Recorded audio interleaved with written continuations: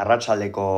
ordu batak eta 51 minutu, gaur emango zaio hasiera Donostia Hiria torneo nagusiari ohiko moduan bi finalerdi eta finala izango dira. Gaur izango da lehen partida, asteartean bigarrena eta ostiralean amaituko da finalarekin batera. Gogora ezagun, bai Baikok eta bai Aspek euren kanporaketak izango dituztela eta beraz Baikoko eta Aspeko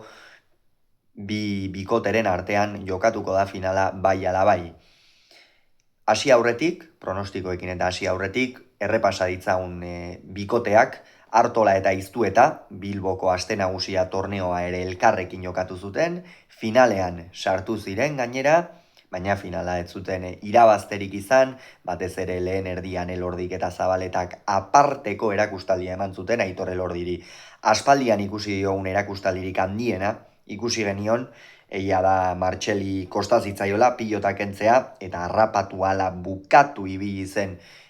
Aitor Elordi ez zegoen markatzeko arrasto guztiak bikain neurtu zituen txapa ere bikain neurtu zuen erremate guztieta eta askoz ere gehiago izan ziren. Arantza hori ateratzen saiatuko dira, bikote indartsua da, asko jokatzen ari dira biak uda honetan eta ea ze joko puntutan iristen diren Donostia Hiria torneo honetara.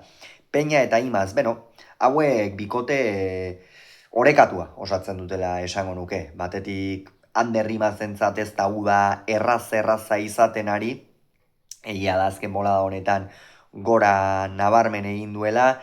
Jokin Altunarekin Mastersa hasi zuenean zalantza desenterekin hasi zuen, normala zen azkenean lesio batetik zetorren, demora asko jokatu gabe, eta behar bada lesioaren aurretik erakusten zuen berme hori ez zuen erakusten, kantxan,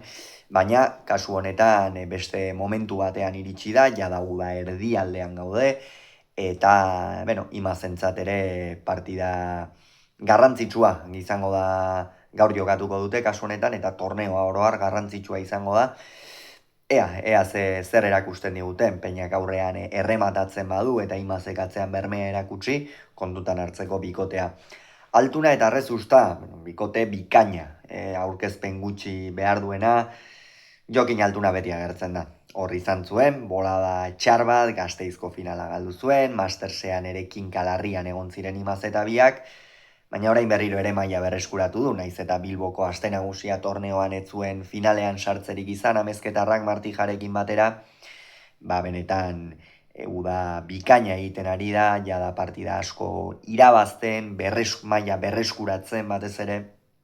eta hori garrantzitsua da, Jokinentzat, berarentzat. Eta atzean Beñat Rezusta,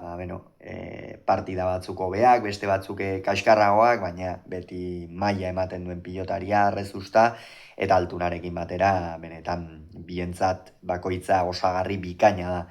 Eta azken bikotea Ezkurdia Zabaleta, zer esan bikote honen inguruan, ikeragarriko bikotea da, Javier Zabaletak erakutsi zuen, aurrekoan Bilbon zenolako mailan dagoen une honetan, da udan, eta normala da, azkenean pilotariei udan beti gertatzen zaie, partida asko edukita boladak jokatzen dute, egunak guztiak ez dira berdinak, horrek gero psikologikoki, mentalki ere eragiten du,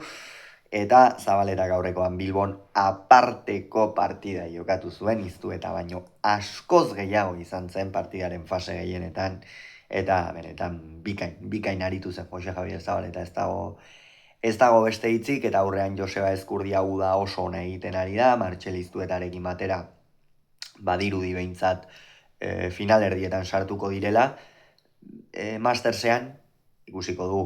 bikote honek ere zer ematen duen, eta guazen orain pronostikoekin. Lehen partidan Artola eta Iztueta, ikusten ditut favorito, bigarrenean Ezkurdia eta Zabaleta, orain beste finala Ezkurdia, Zabaleta, Artola, Iztueta geratuko litzake,